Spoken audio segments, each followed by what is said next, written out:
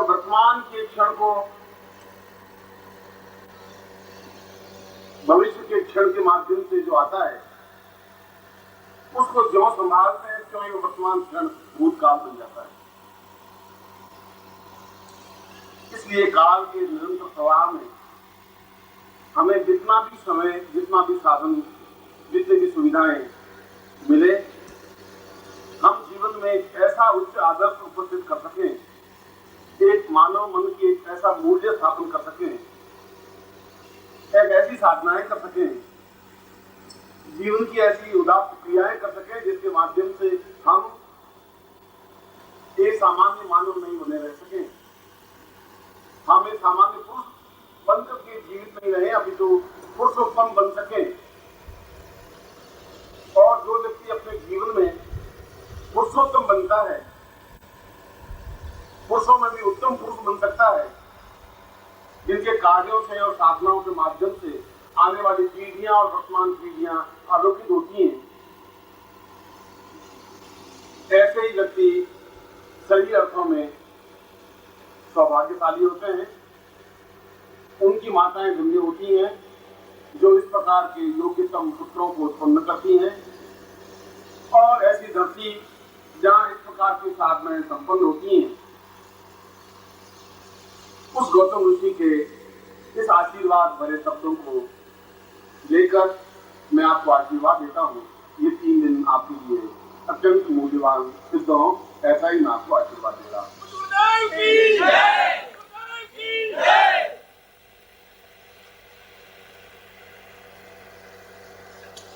एक बार भगवान बुद्ध के गांव में गए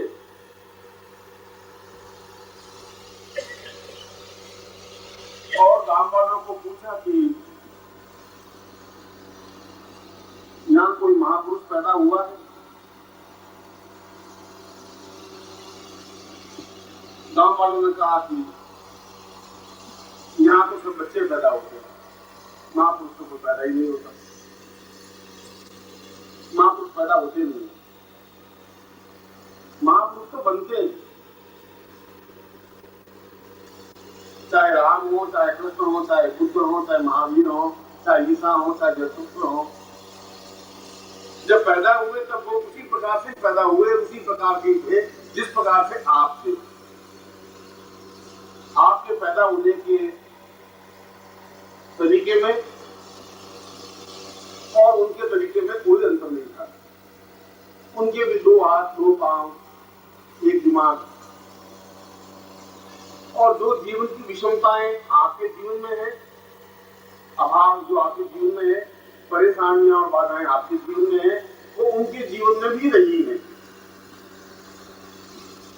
जब बिना बाधाओं और बिना परेशानियों के वे जीवन में उत्कर्ष प्राप्त कर ही नहीं सके,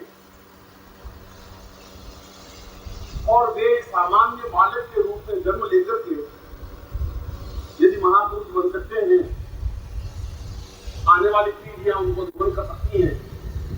आज हम यहाँ बैठ करके भी उनके वचनों को, उनके शब्दों को स्मरण कर सकते हैं, तो आप भी ठीक उसी प्रकार से अपने जीवन के मूल्यों को साधना में लगा करके आने वाली पीढ़ियों के लिए आदर्श बन सकते हैं। आज का युग भले ही आपको नहीं पहचान सके, क्योंकि ज्ञान और साधना जीवन की उन्नति और जीवन का सौभाग्य और ब्रह्मांड के वे रहस्य जो अपने आप में अद्भुत और विचित्र हैं, वे आप लोग नहीं सोच पाएंगे।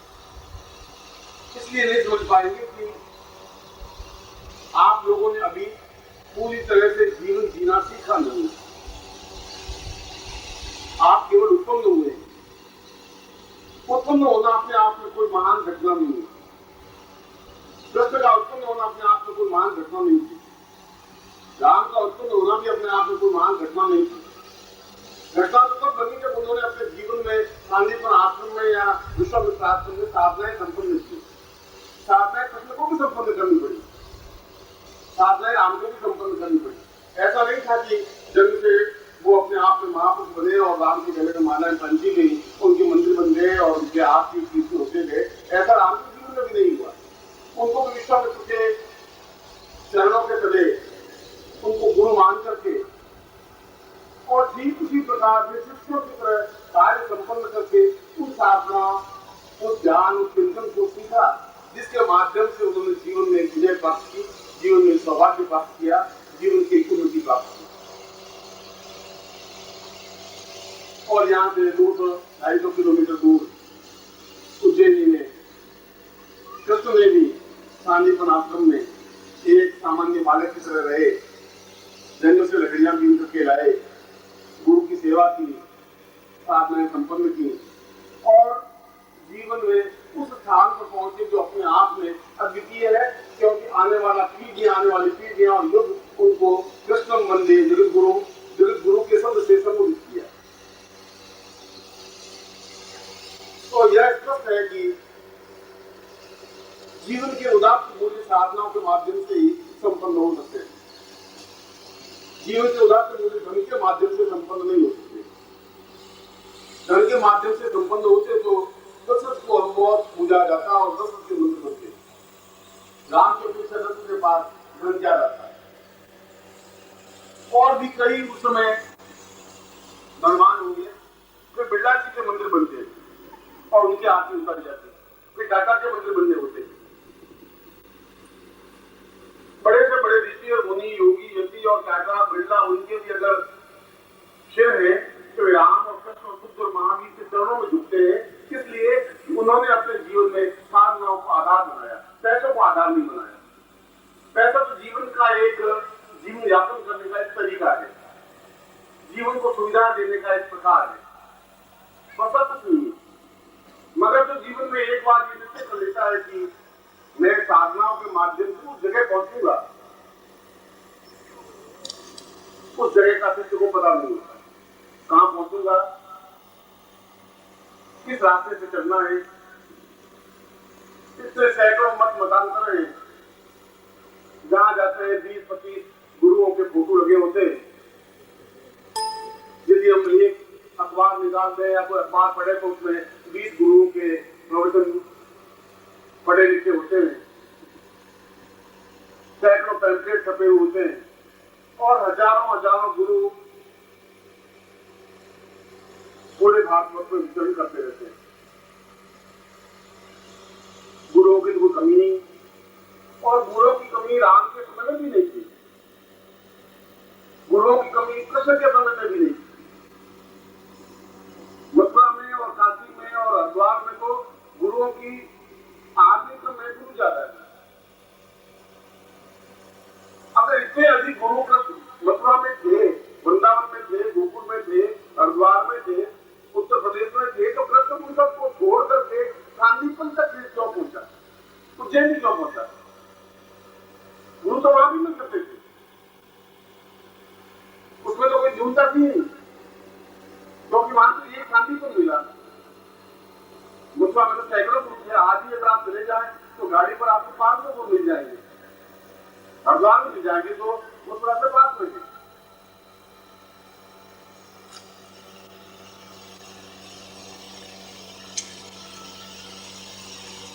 और जब भीष्म पितामह ने हाथ जोड़ करके कृष्ण को पूछा कि मैं इस रहस्य को समझ नहीं पाया कि आप अपनी जन्मभूमि छोड़कर इतने दूर स्थान पर जाकर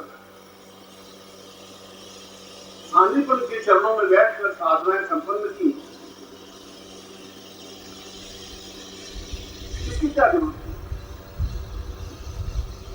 गुरु तो मथुरा में थे, गुरु तो हरिद्वार में गंगा नदी के किनारे सैकड़ों थे, संगम पर थे, जो कि आपके नजदीक थे, जहां आपका राज्य था, मथुरा में आपका राज्य था, आप भवासुदेव के पुत्र थे। आप किसी भी गुरु को बुला लेते और उनके पास बैठ करके साधनाएं सीख लेते। कृष्ण ने एक बहुत सुंदर श्लोक के माध्यम से इसका उत्तर दिया है।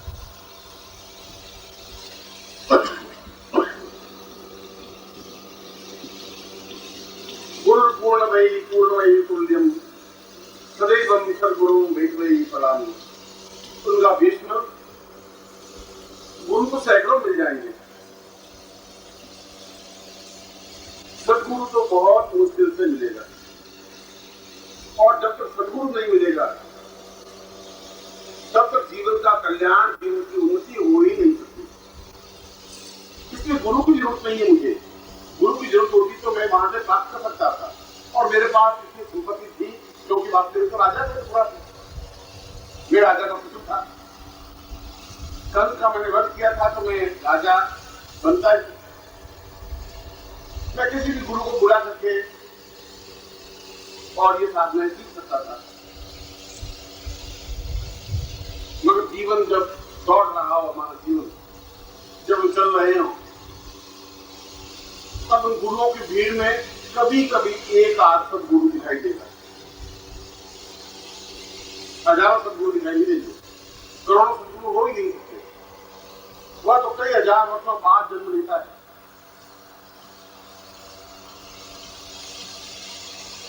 इसलिए कि वह जीवन के मूल्यों को पृथ्वी पर स्थापन करना चाहता है। सांदीप ने पूछा कि तुम क्या सीखना चाहते हो?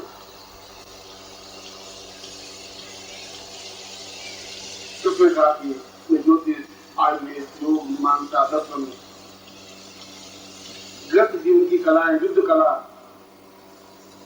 जीवन यापन करने की कला, ब्रह्म से साक्षात्कार, ब्रह्मांड के रहस्य, ये सब कुछ सीखना चाहता हूं। एक छोटे से प्रश्न उत्तर में बहुत कुछ उत्तर समाये। सदगुरु ऐसा प्रश्न कर सकता है कि तुम क्या सीखना चाहते हो, क्योंकि उसको मालूम है कि जो कुछ सीखना चाहेगा मैं सिखा सकूंगा। मेरे पास वो विद्या भी होगी तो ये जानना चाहेगा। हो सकता है इसकी कुछ और इच्छा हो। एक गुरु, केवल गुरु को एक ही ज्ञान होगा, गुरु को 500 ज्ञान नहीं हो सकते। आप मथुरा में जाएंगे तो केवल गीता का प्रवचन सुनेंगे, या महाभारत के साथ सुनेंगे, या आपको किसी बात की एक गायत्री मंत्र का ध्यान है तो गायत्री मंत्र की ध्यान सुनाएंगे, मगर इससे जीवन के मूल्य स्पष्ट नहीं हो सकते। तुम क्या सीखना चाहते हो? और शिष्य को अगर ये सब ज्ञात हो ही जाता कि मैं क्या सीखना चाहता हूं तो फिर उसी से रहता ही नहीं। अगर मिट्टी को ये मालूम हो ही जाए कि मैं जीवन में क्या बनूंगा तो फिर वो मिट्टी रहेगी नहीं। वह तो मिट्टी एक सदगुरु के हाथ में जाती है, कुमार के हाथ में जाती है, और कुमार उसको बदलता है, पानी डालता है, मरोड़ता है, तोड़ता है, पीटता है, भिगोता है। मिट्टी बोलती नहीं, कुछ जवाब नहीं मिलती, वो ऐसा आप ही नहीं करती, ठीक नहीं निकालती, क्योंकि वो जानती है तो सही है, सही व्यक्ति के हाथ में। यदि वो पीट भी रहा है मुझे, तब भी इसका कोई अर्थ है, कोई मूल्य है, अकारण नहीं पीट रहा है। और उसके बाद कुमार उस मिट्टी से एक सुंदर दिया बना देता है, और वह दिया हजारों लोगों को रोशनी दे देता है। उस मिट्टी से एक अच्छा घड़ा बना देता है, और घड़े से ठंडे जल से सैकड़ों लोगों की प्यास बुझती है। उस मिट्टी को यह ज्ञान नहीं था कि मैं हजारों लोगों की प्यास बुझा सकूंगा, या मैं हजारों लोगों को रोशनी दे सकूंगा। ये तो कुमार पर निर्भर। कभी ने कहा कि गुरु कुमार किस कुंभ है, गड़ी गड़ी काटे खोट, भीतरी भीतरी सहज के बाहरी बाहरी तोड़। भीतर हाथ लगाता रहता है, भीतर फैलाता रहता है, ऐसा नहीं कि टूट जाए, बिगड़ जाए, ऐसा नहीं। तो गुरु का अर्थ यही है कि वो जीवन को, उसके जीवन को समझता रहता है, बात से तोड़ करता रहता है। बड़ी गर्मी में उसको यहाँ बुलाएगा,